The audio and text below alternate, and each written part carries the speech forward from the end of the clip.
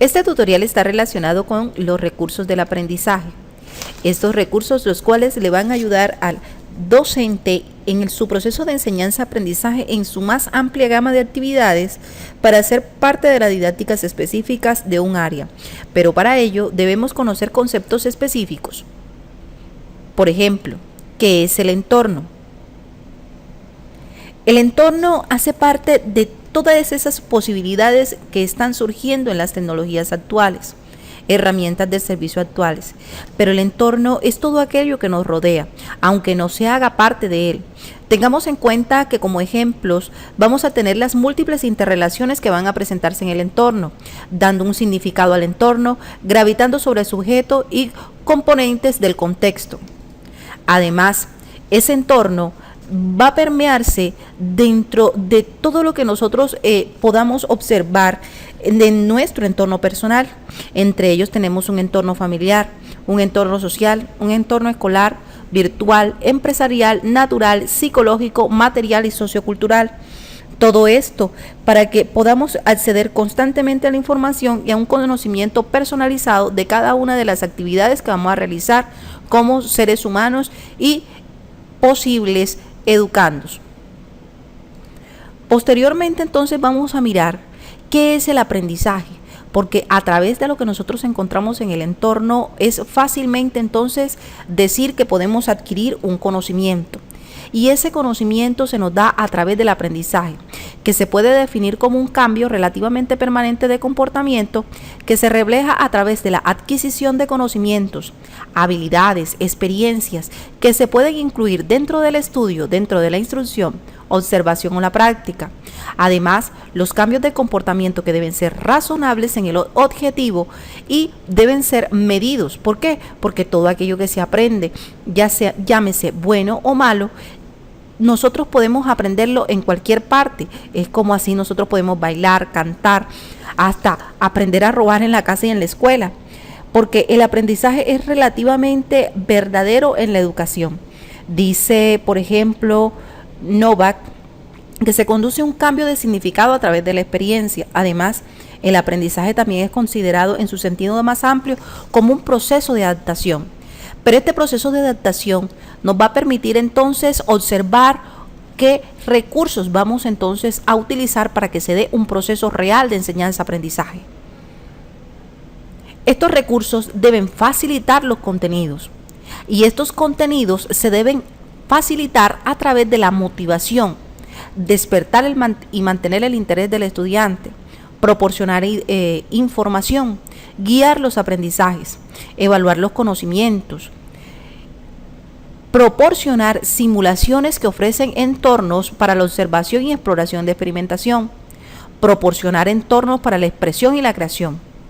Recordemos así que estos entornos y todos los recursos que nos da el medio deben ser recursos didácticos, los cuales deben estar establecidos entre los tradicionales, como es lo básico, por ejemplo, el tablero y el marcador, y los recursos actuales que están haciendo vida en las aulas de clase, como son los recursos basados en las TIC, que eso contribuyen a la indagación del estudiante y además va a cubrir el objetivo educativo de un nivel superior. Además, recordemos que la web ofrece espacios de trabajo individual, sitio web, sitios colaborativos. Además, podemos trabajar con contenidos y actividades. Ejemplo de esto podemos encontrar muchos recursos para de información a través de las webgrafías, las enciclopedias, las bibliotecas virtuales, además las bases de datos en línea, la web 2.0, marcadores sociales como YouTube, etcétera, y muchos buscadores visuales, los cuales le van a ayudar al estudiante a complementar todos esos recursos que requiere para un proceso de enseñanza-aprendizaje. Pero dentro de todo ello, nosotros debemos establecer esos entornos personales del aprendizaje, que en este caso lo vamos a resumir en qué son los PLE. Los PLE no son más que todas esas posibilidades de comunicación que van intercambiando a través de un sistema de ayudas que se le da al estudiante, donde este último debe tomar control y gestión de su propio aprendizaje. Además, se debe incluir el apoyo de los estudiantes. ¿Por qué? Porque ellos deben establecer un propio objetivo de su aprendizaje y además gestionar su aprendizaje dependiendo de los contenidos que él pretenda añadir dentro de su proceso de aprendizaje, su proceso de comunicación y además qué objetivos pretenden lograr. Además, recordemos que se debe generar a través de estos mismos entornos un recurso que genere en el estudiante un proceso de lectura, escritura y un proceso multimedial de edición en línea. Tengamos en cuenta entonces que este conjunto de aplicaciones utilizadas para el aprendiz debe ayudar no solo al proceso de aprendizaje, sino que debe recordar que el estudiante dentro de eso de entorno personal de aprendizaje, esas herramientas web que son interpersonales y que el aprendiz y que el aprendiz docente de forma externa también va a generar un proceso de interrelación, incluso un proceso en que se deben incluir muchos actos de aprendizaje y se debe proponer entonces una influencia en línea por parte del aprendiz y el docente a su vez. Ejemplos de estas herramientas la vamos a encontrar en Google. También vamos a encontrar entonces herramientas a través del Facebook, a través del Twitter, los mismos entornos de personales de aprendizaje, encontramos plataformas como Moodle, etcétera. Y todas estas plataformas que le van a ayudar al estudiante a través de su modo educativo de aprender y a través de esa nueva forma virtualizada de obtener una mucha mejor información y una mejor educación. Pero este tipo de herramienta tiene unas características en específico. Cada alumno primero debe fijar su aprendizaje. Segundo, no debe haber evaluaciones ni títulos. Y además la evaluación no se va a volver tan estructurada ni tan formal. Además se debe tener la posibilidad de brindar internet y disponer de todo el conjunto de herramientas y de recursos gratuitos para aprender. También debemos tener en cuenta entonces que hay herramientas específicas. Cada uno de estos PLE va a tener unas herramientas específicas de trabajo. Son recursos y fuentes de información y además una red personal de aprendizaje para que cada uno de los estudiantes pueda ir aprendiendo.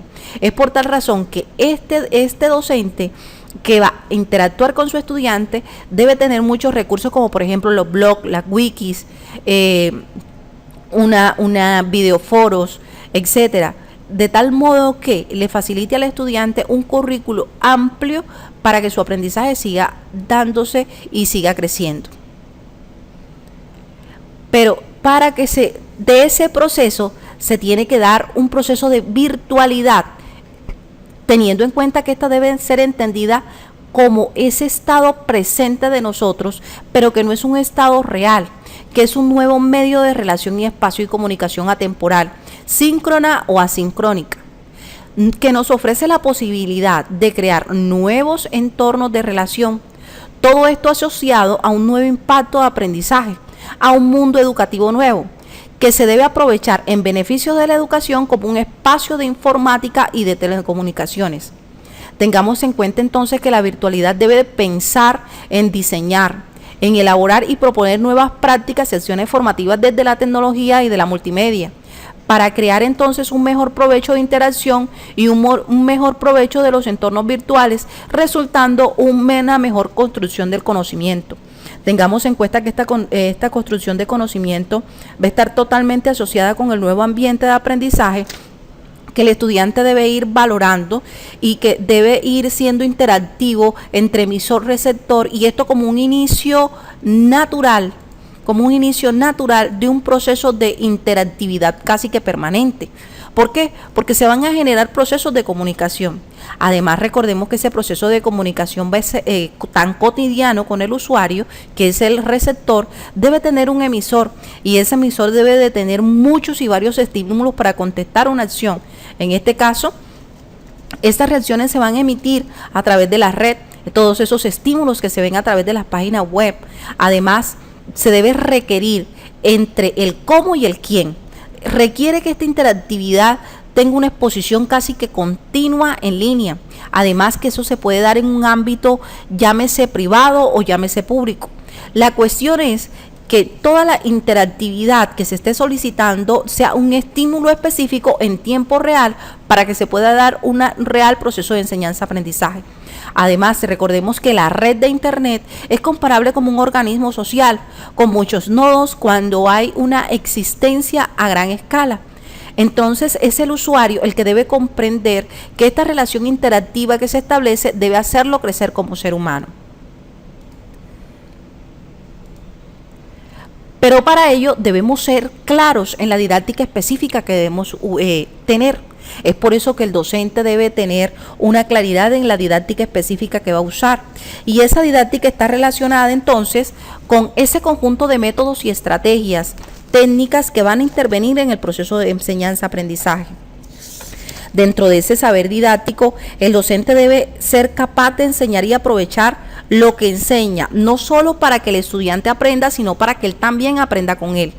Recordemos entonces un pionero de la didáctica como lo es el señor Juan Amos Comenio, el padre de la didáctica magna, que hace un artificio universal para enseñar que todas las artes el arte de enseñar y aprender está permeado por esta asignatura de la didáctica, que es una disciplina pedagógica aplicada a todo lo que tiene que ver con las formas y actitudes de enseñar. Además, es una disciplina la cual hace parte del maestro, donde su objeto de estudio está ligado a las posibilidades y a los escenarios formativos.